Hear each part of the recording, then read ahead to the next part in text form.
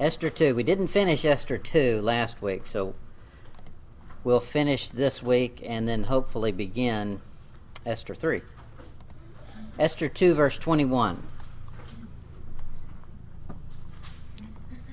Esther 2:21. Oh, I need to turn to Esther. I'm in Isaiah. That doesn't work.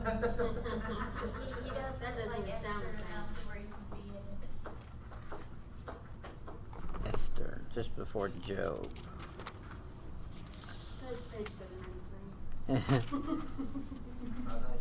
690 if you got the right Bible.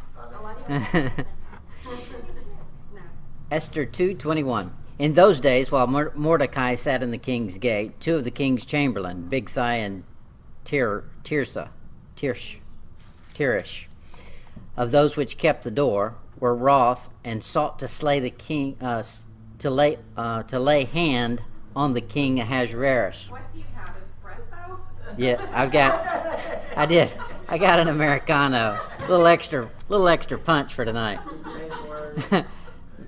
Verse 22. And the thing was known to Mordecai, who told it unto Esther the queen, and Esther certified the king thereof in Mordecai's name. And when inquisition was made of the matter, it was found out. Therefore, they were both hanged on a tree. And it was written in a book of the Chronicles before the king. Okay, that describes an assassination plot that's going on. There's two guys out there who are mad at the king. They've got some grievance with him. And the kings back then, you didn't just walk in and say, hey, I don't like the way you're handling things, and we voted you out, or, we voted to overrule your bill. No, the king had final authority. So the only way to get rid of the king is just what we've seen in the divided kingdom. You kill him. So that was their plot. We're going to kill him. And then we'll get in, whatever we want. Well, it didn't work out too well. Yeah, in the Middle East, that's right. And this just happens to be what God chose to use. He chose to use a murderous plot against the king to put in reserve for this whole thing to be orchestrated. God uses this. Mordecai found out about it, and he tells Esther. And Esther goes to the king and says, Mordecai down there says this and this and this is going on. And he finds out, and yes, that's true. So he has the two guys who were hatching a plot against him killed. Now, among other things, it kind of gives you a flavor of what's going to happen in the book. When you dig a ditch, don't be surprised if you fall in it. So that's going to continue on. These Oriental kings, the Middle Eastern kings, they're dictators. They always are, always have been. And they willed power to the extreme. They don't call a jury in. Nobody's sitting to decide if these two guys need to be killed. No, he just says, okay, that sounds legitimate to me. They've had bad attitudes, ever since I made that ruling, whatever it was. And so that sounds good, let's go kill them. No ifs, ands, or buts about it. In China, the worst dictator is Mao Zedong. 45 to 80 million of his own people he killed. That's big. But that's the way they are. Their word is law. They can say it, and it's done. We've already seen that the Medes and the Persians, once they put a thing in writing, that's the way it is. It doesn't change. The Bible says of Nebuchadnezzar in Daniel 5, verse 19, whom he would, he slew. And whom he would, he kept alive. And whom he would, he set up. And whom he would, he put down. He just could do anything he decided he wanted to do. And it didn't matter who said what. That's why you find there's always a big group around the king trying to influence him to do this or do that. You find later on in the book of Daniel, some guys come in there and they say, hey, how about this? Let's make a ruling that nobody can pray to any other god but you. You're so great and mighty. They're buttering him up. So he said, well, that sounds like a good plan to me. I'll write that one up. Lo and behold, it was all designed to get Daniel. And they were buddies. Yeah, that's the original lobbyist. The greatest dictator has not shown up yet. The greatest dictator is going to be Jesus Christ. And he's going to rule, it says, with a rod of iron. That's how he rules. So a king sits on a throne with what's known as a scepter. It's about a 3-inch rebar. no, it's about a 3-foot, usually gold and jewel encrusted rod. Now, while that is used as a sign of power and of wealth and all that stuff, it's also used as a club.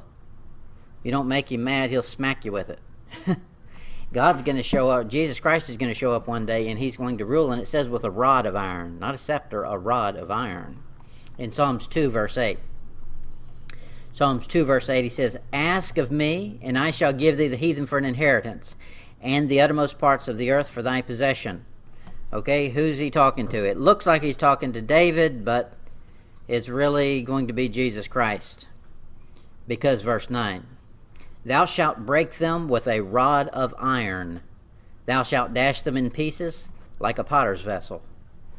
That's what Jesus is going to do when he shows up. In Revelation 19:15, talking about Jesus, says, out of his mouth goeth a sharp two-edged sharp sword, that with it he should smite the nations, and he shall rule them with a rod of iron.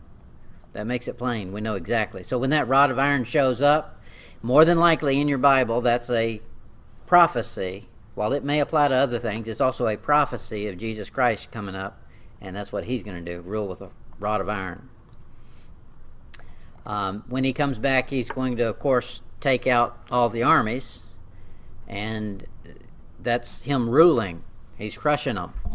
And then he's going to go through the nations and pull out anything that offends him.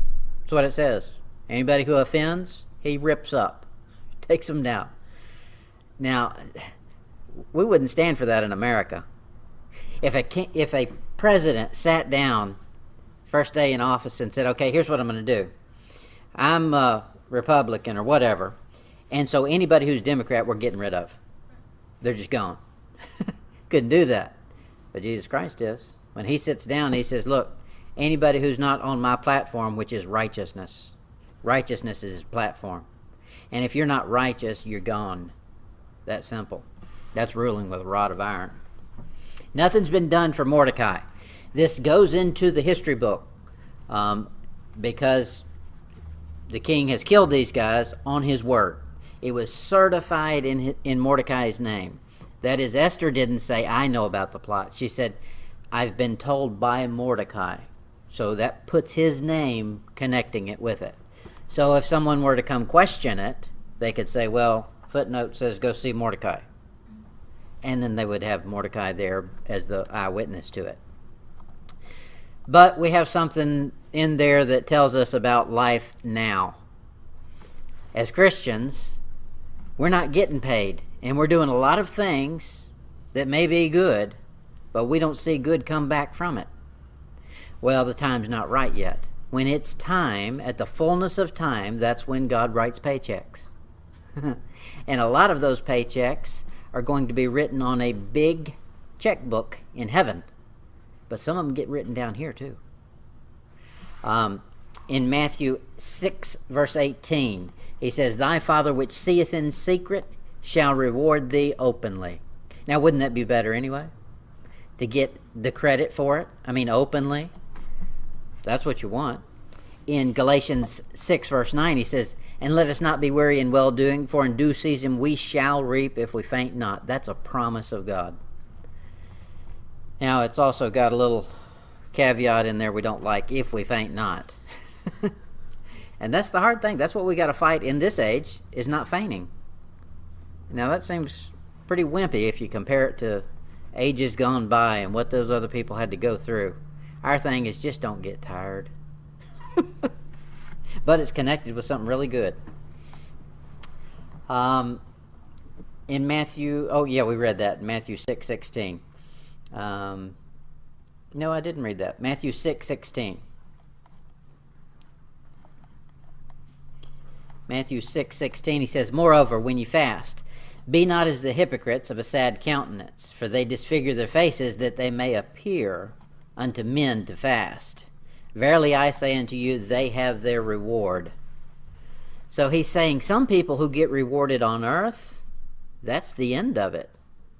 But for a Christian, we're not trying to gain a reward on earth. If God decides to give us one here, that's his business. We just keep moving ahead. If he decides to pay us on this end, that's fine.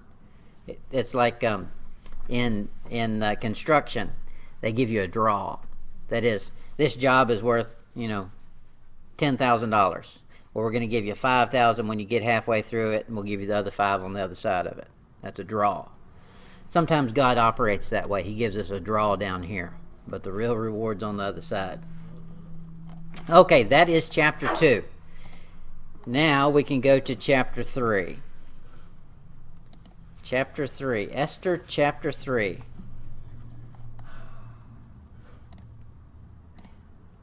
Esther chapter 3.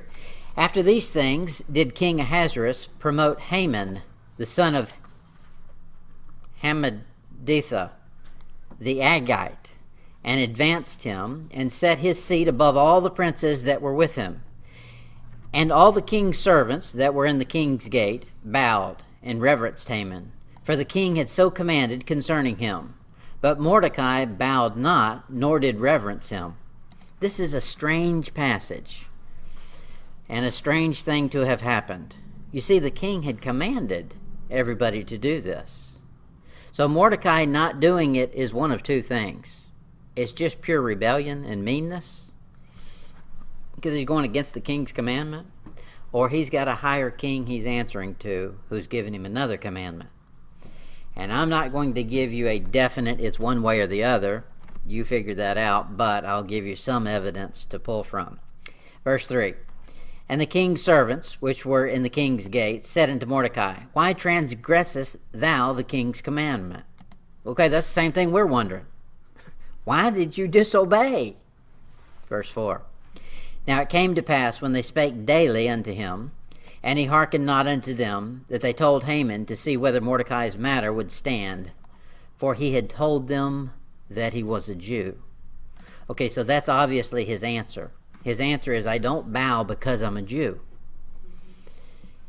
Now, I know many Jews have bowed to many rulers, even their own, when they were wicked. And why God allows this one to stand is between God and that person. Now, there's some good reasons why, as far as us looking back, that we can see God would say. Haman, of course, is the bad guy in our story. And he's out to get the Jew. He's out to slaughter and destroy every Jew he can find.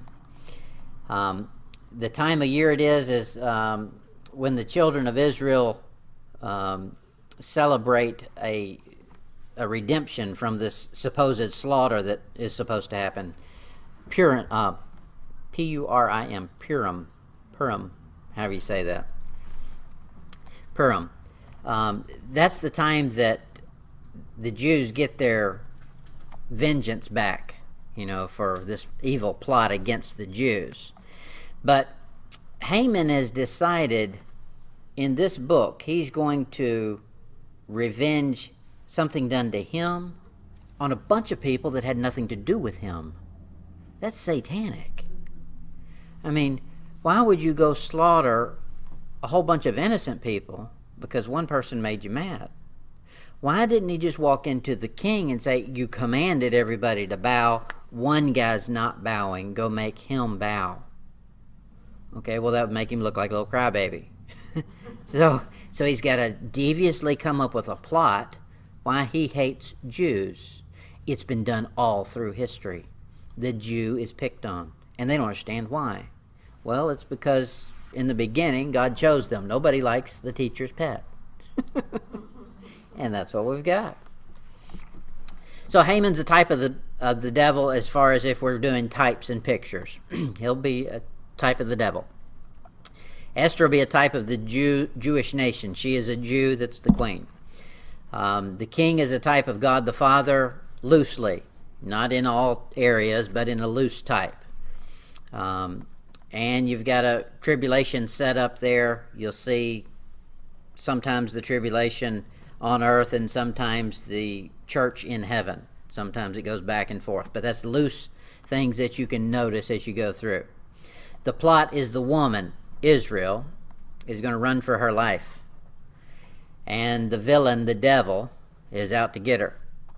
And that's what's going on. Now, Haman doesn't necessarily know he's going after the queen. But in his satanic delusion of I'm going to kill all Jews, it's the queen who's got to go too, because she's a Jew. And that's the way it's been all down through history. Well, what's going to happen is at the last minute, there's going to be a face-off between the villain and the hero. Just like every good story has the face-off at the end with the villain and the good guy and the bad guy are going to go at it. And when he shows up, then he's going to show up with the cavalry.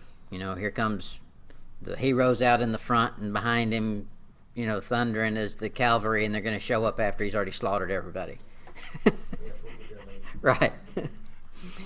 And that's the way our story sort of goes. Purim, that's the time when the Jews can revenge themselves, and they go after the enemy who's been after them. And then what happens in an unusual story is that the hero marries the woman in distress. And that's what's going to happen in our story here, is the woman, Esther, is married to the king. In the tribulation, there's going to be a marriage as well. Israel, the nation, will be married to God the Father. And you can go through all the pictures. They're fun to play with and see what lines up and what doesn't. And with a picture, you have to remember this. No picture is ever as good as the real thing. If I were to show you a picture of a couch, you might like that, but if you're tired of standing, that picture you don't want to see. You want to see a couch. Okay, so even though we can see things in the Old Testament that picture something that's to come, prophecy, usually it's not 100%. Usually, because it's a type and there's humans involved, we mess it up, and it's not going to be 100% perfect. Well, we wouldn't expect it to be. A picture's just a picture. But the real thing is in there too. In 1 Samuel 15, verse 8, Haman is called an Agagite. Agite. Am I saying that right? Agagite. Mm-hmm. I can't roll my G's. So he descends from Agag.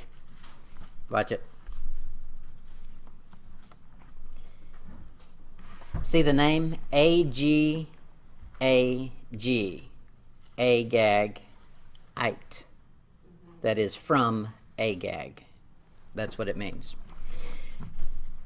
You can do whatever you want to with it. Let me present the information. 1 Samuel 15, verse 8. And he took Agag, the king of the Amalekites, alive, and utterly destroyed all the people with the edge of the sword. Okay, this is what Saul has been told to do. You go in and you kill Agag and you slaughter everybody. I don't want anything coming back. Well, what's he do? He brings back Agag alive, and he brings back the sheep and the cattle and all this stuff. And Samuel shows up and says, "Hey, did you do everything you're supposed to?" He says, "Oh yeah, we did. We're just mighty warriors for God." And he said, "Well, then what's all that sheep noise I hear? And who's this you got in ropes over there?"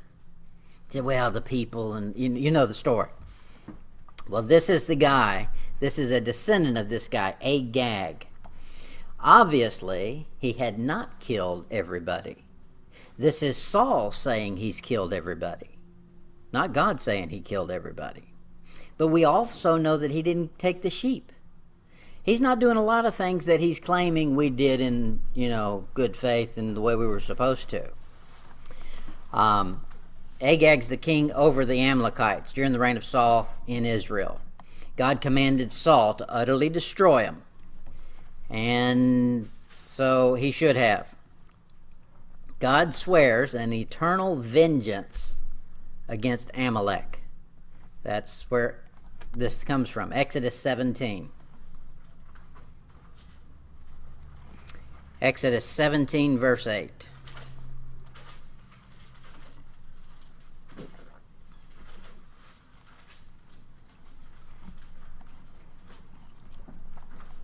This is one of God's favorite enemies, Amalek. He has some favorite enemies of all the things. Everybody has, your best buddy and your best whatever. He's got a best enemy.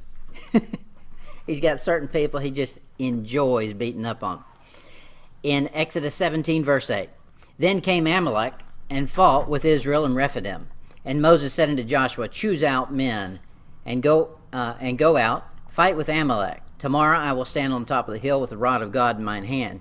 So Joshua did as Moses said to him, and fought with Amalek. And Moses, Aaron, and Hur went up to the top of the hill. And it came to pass, when Moses held up his hands, Israel prevailed. And when he let down his hands, Amalek prevailed. But Moses' hands were heavy. And they took stones and put under him, and he sat thereon. And Aaron and Hur stayed up his hands, the one on one side and the other on the other side. And his hands were steady unto the going down of the sun. And Joshua discomfited Amalek and his people with the edge of the sword. And the Lord said unto Moses, write this for a memorial in a book, and rehearse it in the ears of Joshua. I will utterly put out the remembrance of Amalek from under the earth, from under heaven. And Moses built an altar and called the name of it, that thing right there, Jehovah Nissi. For he said, because the Lord hath sworn that he will have war with Amalek from generation to generation. Okay, so this is God talking, not Moses, not Joshua. God's saying, I'm going to keep beating up on that boy. Y'all go out there and knock them all down. But there's always a little something that sneaks away. And God's saying, no problem, I'm going to keep knocking them down. It's what I like to do. Look at the devil. He's going to take him out 5 times. And he just leaves him just enough breathing room so that he can knock him down one more time. In Numbers 24, verse 20,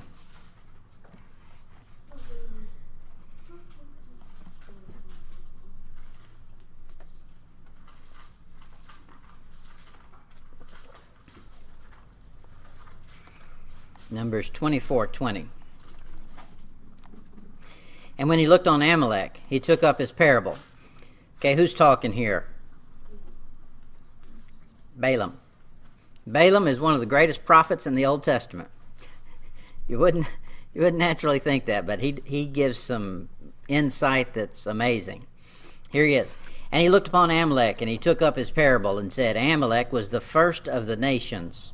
Okay, that tells you something. It doesn't mean he was the first one to be a nation. It means he was the first of the nations to come against Israel. Watch it. But his latter end shall be that he perish forever. Okay, so his latter end. We've seen that over and over, and it usually refers to something at the end of the millennium or the end of the tribulation, the end of days. In Numbers 24:7,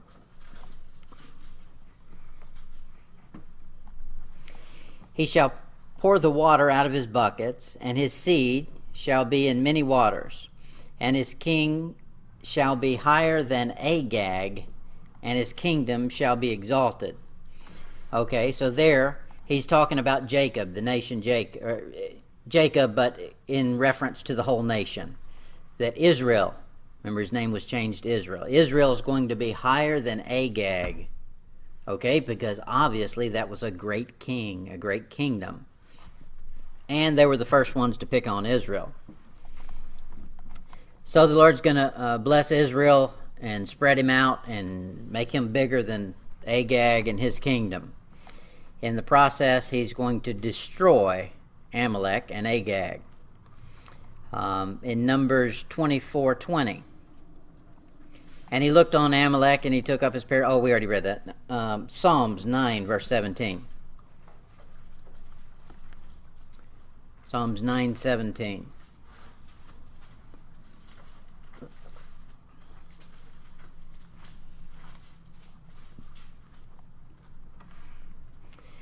The wicked shall be turned into hell, and all the nations that forget God.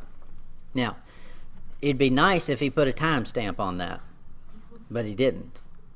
And obviously nations have come and gone, and they all end up turning against God. So obviously that fulfillment is not going to happen until the end, and there it will be fulfilled. All the nations that are against God, God destroys and turns them into hell. So what does God have against Amalek other than their hatred for Israel and coming against Israel? It's because of his family. He's a descendant of Esau. Jacob have I loved, Esau have I hated.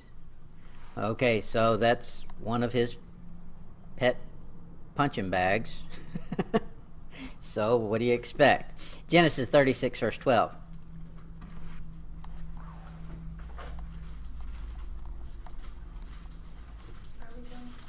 Genesis 36, 12.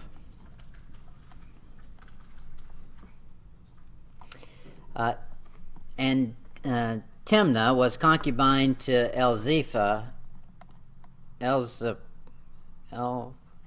Eliphaz, Esau's son, and she bare Eliphaz Amalek. These were the sons of Ada, Esau's wife. Okay, so this is going to come through pure wickedness. She's a concubine to begin with, not a wife, and not legitimate, and of the side of things where God's already determined, hey, I hate that one. For God to say hate, that's pretty strong.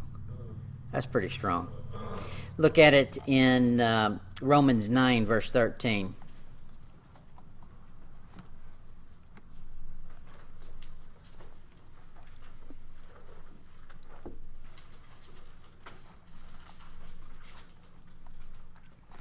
As it is written, Jacob have I loved, but Esau have I hated.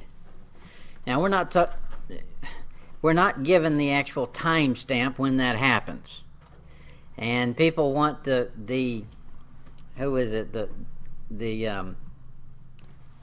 Calvinist. They want to say he's claiming this before they're ever born, so that he's already predetermined. I'm going to love Esau and I'm going to hate Jacob. Now, I don't see that in the Bible. I think what happens is Esau's hatred and rebellion for his father and his disregard for the birthright and all that stuff, and him running to Ishmael's side to get wives and all that stuff has made God mad. And so I think probably it's his actions that made him mad and made God say, I hate him. That's a quote from Malachi 1, verse 2 and 3. Esau took wives, of course, of the Canaanites. That's Ishmael and his daughters and all that stuff. And so that's where all those descendants come from, the Middle East. That's going to be the Palestinians and the Arabs that are over there. They're coming out through that line. These are the same people right now that have a problem with Israel being in existence. There's no such thing as a Palestinian. It's a squatter. That's a name they made up. If there's a Palestinian, it should be called an Israelite. They were given the land of Palestine. Okay? So when we say Palestinian, you need to correct them and say, hey, look, you mean Israelite. So you're talking about Jews? Palestinian? They're the ones given that land. The only difference is that when Haman shows up in our story, he's going to picture something. He pictures the Antichrist. Okay, so way on, all the way back at the beginning, we've begun to see this separation of a good guy and a bad guy. All the way through the Bible, you see a prominent good guy and a prominent bad guy. That's why you can't have a plot without a good guy and a bad guy. A story of just good guys is boring. A story of just bad guys is just depressing. Okay, so you need a good guy and a bad guy. Okay, that all comes from Bible. And it's also prophecy. Haman's going to picture, of course, the Antichrist. And Haman, being part of this line of descendants from Agag, is picturing the thing God said, I hate. I hate that line right there, and I'm going to have war with them forever. From generation to generation, I'm going after them. Okay, so what does Haman do? As part of that generation, he goes after God's people. Just like Hitler did. Just like the Russians did. just like every nation, by and large, every nation, with the exception of America so far, has gone after Israel, as in to kill them, to slaughter them, to kick them out of their land. Instead of doing what he was told, Saul spared Agag. In sparing Agag, he's obviously missed somebody else, because he says that Haman is a descendant of Agag, an Agagite. So if that's so, then we've got a clear picture of exactly what's going on. We've got this picture of Saul should have killed Agag. Saul is of what tribe? Benjamin. What tribe is Mordecai from? Benjamin. The story shows right back up. And it's going to be finished here. Only it's going to pop up again and again and again. In chapter 3, the beginning of it, of course, is the showdown that's going to replay what should have happened in 1 Samuel 15. That's the showdown, and this is a normal thing with us too. If you're in a battle, you got to finish the battle, or else you get it again. If you don't defeat the enemy's not going to say, well, they put up a good fight, let's not go after them again. No, you gave up. They're coming back. You got to fight it till it's dead. Saul's of the tribe of Benjamin. He's been given direct orders by God to wipe out Amalek. Obviously, somebody succeeded him. Now, I don't know that may have been somebody who saw what was going on in town and ran off to the woods and hid. That could very well be. Mordecai is a direct descendant of the house of Saul. Let's look at it. Esther 2, verse 5. Esther 2, verse 5. Now in Shushan the palace there was a certain Jew whose name was Mordecai, the son of Jar, the son of Shimei, the son of Kish, a Benjamite. Okay, so that lines him right back up to Saul. So if we're doing instant replay, now Mordecai comes in, Act 2, to take the place of Saul. And we've got Haman's going to come in Act 2 to take the place of Agag. And so we'll replay the same story. And let's see. In verse 2, chapter 3, verse 2. And all the king's servants that were in the king's gate bowed and reverenced Haman, for the king had so commanded concerning him. But Mordecai bowed not, nor did reverence him. Okay, we have a little problem with that. That is, we're not supposed to be reverent to the government just when it's good, are we? We're told to reverence the government, period. Paul, under Nero, is telling them that they're not supposed to be anarchist, even though the whole thing was wicked as it could be and they were going after Christians. In Romans 13, 1-4, that's where we find the rules on how a Christian should interact and their thought process toward the government. Romans 13:1. Let every soul be subject to the higher powers. For there is no power but of God, and the powers that be are ordained of God. So in our story, we would think, okay, Mordecai, just because Ahasuerus is in power, it's ordained of God. That's what we would think. Verse 3. For rulers are not a terror of good works, but to the evil. Wilt thou then not be afraid of the power? Do that which is good, and thou shalt have praise of the same. For he is the minister of God to thee for good. But if thou do that which is evil, be afraid, for he beareth not the sword in vain. For he is the minister of God, a revenger, to execute wrath upon him that doeth evil. Okay, so that's the viewpoint we're supposed to have. Now, is there a difference between us and Mordecai and Haman and Esther's day? Well, you'd have to find Bible on it to say there is. Look at verse 3. Esther 3:3. Then the king's servants, which were in the king's gate, said unto Mordecai, Why transgressest thou the king's commandment? Exactly what we've been wondering. Verse 4, the end of it. For he had told them he was a Jew. Okay, so he's laying blame to him being able to get around obeying this commandment as being a Jew. So we should be able to find something in the Bible saying a Jew is not to bow to Agag or to a descendant or to Esau or something to back him up, or else his claim is frivolous. You remember Shadrach, Meshach, and Abednego. They wouldn't bow to an image. Well, okay, there's pure Bible on that. Okay, we know the Ten Commandments. Not really, but we know that one of them says don't bow to an image. Okay, so there they've got pure Bible for it. Okay, so they're not bowing. Even though it's the king's commandment to do it, and it's a government regulation and rule and all that, there they understand there's somebody bigger than the government. And as long as the government doesn't contradict God, we're to obey the government. But Shadrach, Meshach, and Abednego say, hey, our true leader, our true loyalty and everything is going back to God, not to the king. So when they cross paths, there's one we're picking. Mordecai disobeys the king commandment to bow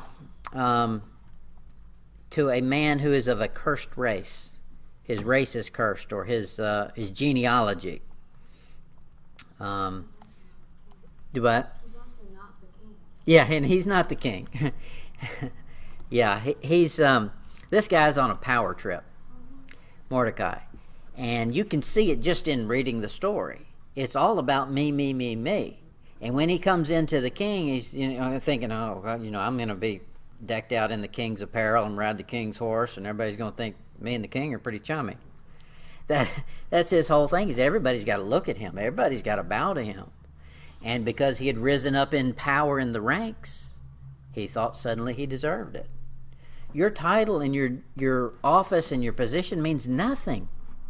That can be taken just as fast as it was given, even nowadays for us. All of this stuff is going to foreshadow the Antichrist. The Antichrist thinks he's going to rise through the ranks and become the world leader. And he will. But guess what? It's going to be taken from him faster than he got it. And that's the lesson we need to learn too.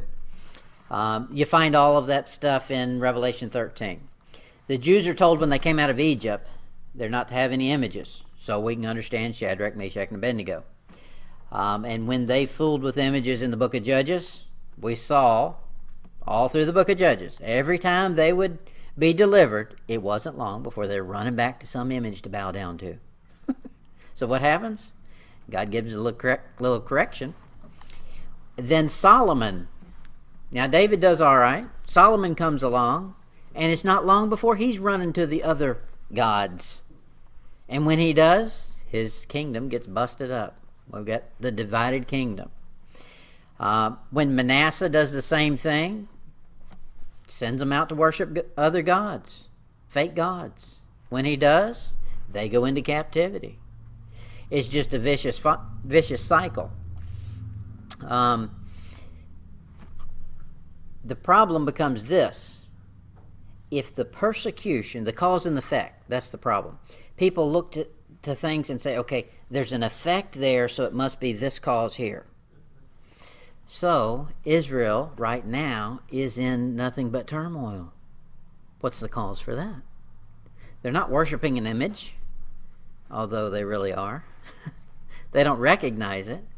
Their flag is flying their image. They've got an image. That's right. The star of a made-up David. Star of Remphan. Six sides. Yeah. Yeah. They've put something up there that God is not happy with. Now, the problem becomes this. Israel told God by their actions, we've got to worship an image. We're human, we've got to have an image to worship. So, Hebrews 1 verse 3. God is a lot more merciful and patient. The Jews were given, so the Jews seek after signs and drinking after them. The Jews are called to signs, so is that why they're so focused on seeing something?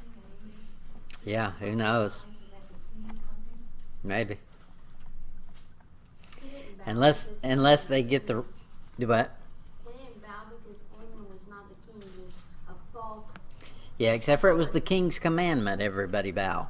I know, but he wasn't the king. Yeah. I had a problem with Yeah. that Hebrews 1 verse 3. This is talking about Jesus Christ, who being the brightness of his glory and express image of his power, and upholding all things by the word of Hebrews 1 3. Yeah, person. What did I say? Power. Power. Express image and upholding all things by the word of his power. Okay. We'll start at verse 3 at the beginning. Who being the brightness of his glory and the express image of his person, and upholding all things by the word of his power, when he had by himself purged our sins, sat down on the right hand of the majesty on high. Obviously, he's talking about Jesus. And he says there that Jesus is the image of God. So Israel, by action all the way through the Old Testament, said we got to have an image. So down comes an image. But they won't worship it. The one time they're allowed to go worship an image, they said, no way, we don't want it. We'd rather have one we make. Don't give me one God made. And 2 Corinthians 4:4.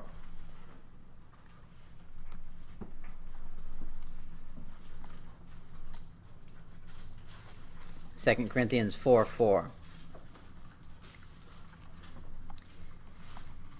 He said, in whom the God of this world hath blinded the minds of them which believe not, lest the light of the glorious gospel of Christ, who is the image of God, should shine unto them.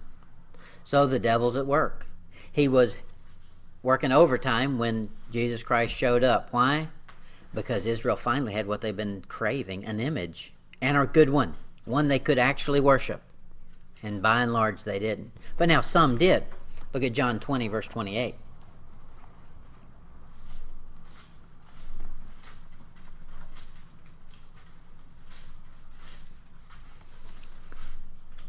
This is a statement somebody would make when they bow down to an image. This is doubting Thomas. Only he's not doubting now. John 20, 28. And Thomas answered and said unto him, my Lord and my God. You find men bowing to Jesus all through the Gospels. And he never tells them not to. Because he's the image they can actually bow to. And they were allowed to.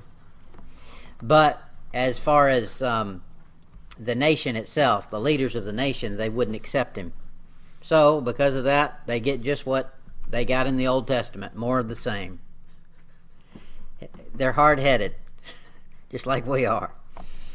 The Orthodox Jews think that Christians are idolaters because we worship a book, or we hold the doctrine of a book superior to everything. Now, they don't. You would think they would, but they don't. They take the Torah and then they add in the Talmud. Okay, well, let's correct the Torah with the Talmud. Okay, so they write their own. But a Christian, who's a real Christian, has a final authority, one book. And so for the Jews, they say we're the idolater because we've exalted one thing. Okay, well, we're supposed to. In Hebrews 10, verse 5,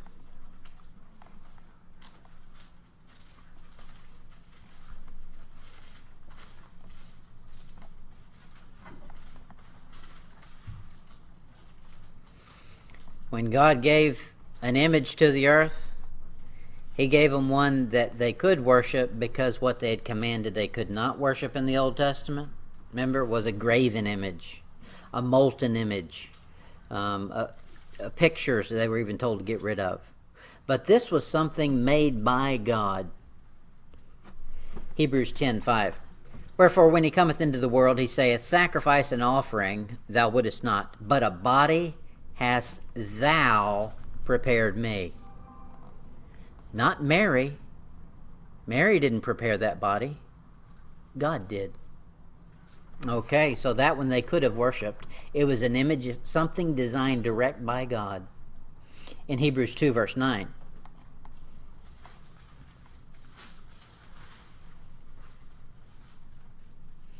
But we see Jesus, who was made a little lower than the angels for the suffering of death, crowned with glory and honor, that he, by the grace of God, should taste death for every man. This idol had a purpose in coming to earth. America is crazy about idols. We are. Whether we admit it or not, we're crazy about idols. So much so that Hollywood had to pick up on it and create a whole show called American Idol. That's, you know better than watch that to begin with. We don't have idols. Now you can watch it for a laugh. But that shows you what the world, by and large, is idolizing. Entertainment. Okay, well, by and large, it's no good. In Revelation 13, verse 15.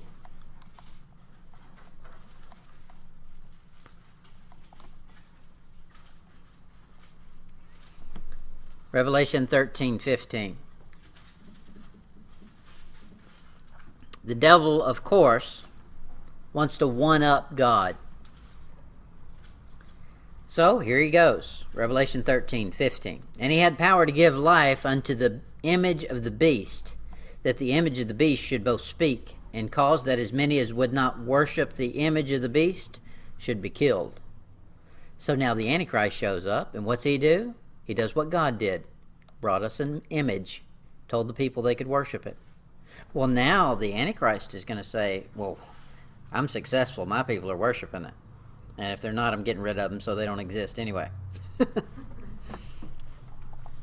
That's Israel. Israel had a chance to worship the right thing, and they didn't do it. The next time around, by and large, most of them will.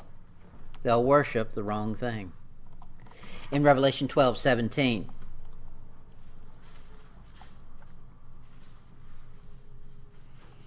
And the dragon was wroth with the woman, like as in Esther, and went to make war with the remnant of her seed, like the Jews, which kept the commandments of God, not like our book. That part doesn't match the rest of our story in Esther. In Esther, they're not obeying the commandments. If they were obeying the commandments, they would have done what it said at the end of Chronicles, go back to the land. And they didn't go. And have the testimony of Jesus Christ. Okay, that's what's going to go on.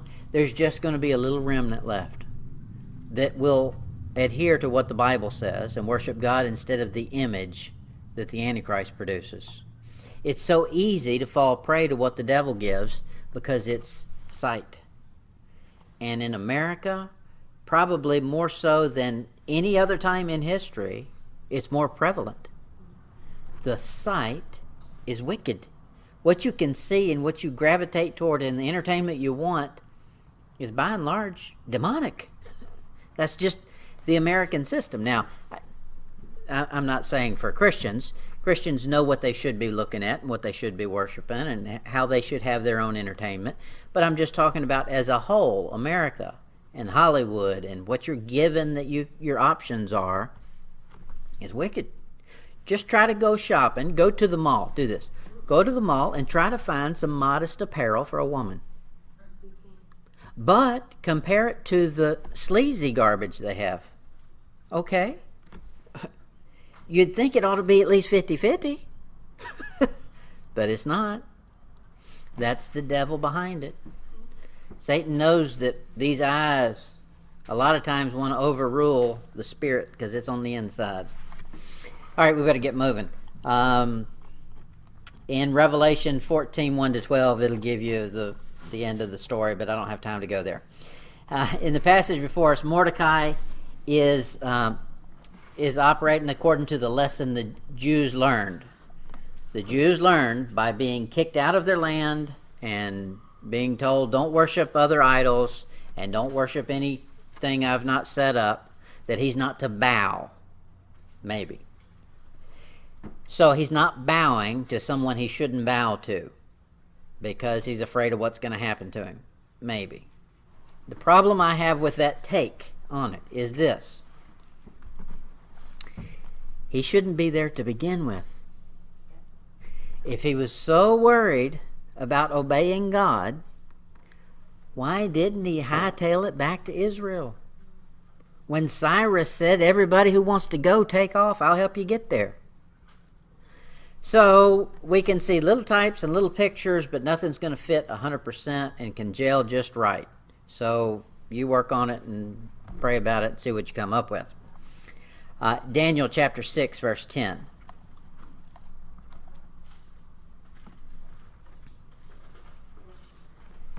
Daniel 6, verse 10. Here's a time that Daniel disobeys. Now, Daniel is one of the most righteous men in the Bible. I can only find one area in his life that he could have improved on. That's saying a lot. A whole lot.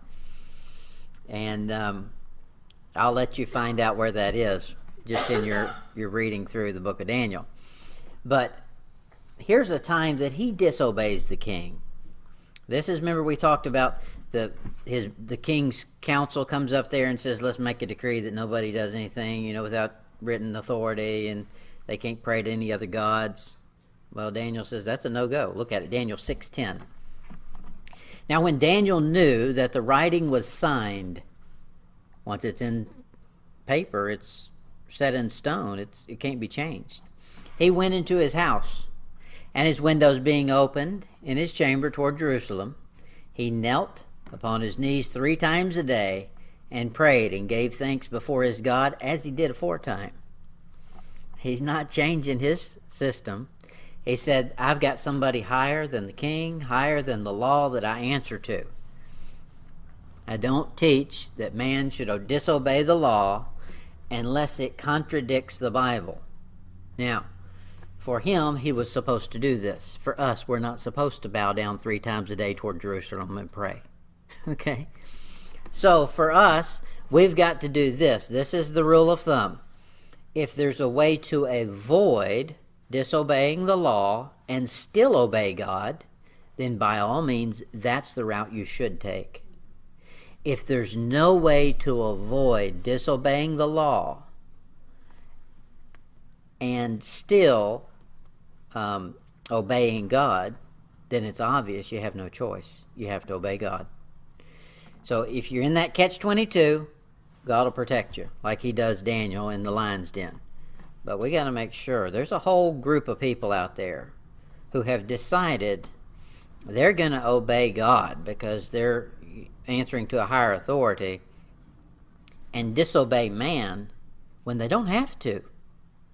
When you can do both, do both.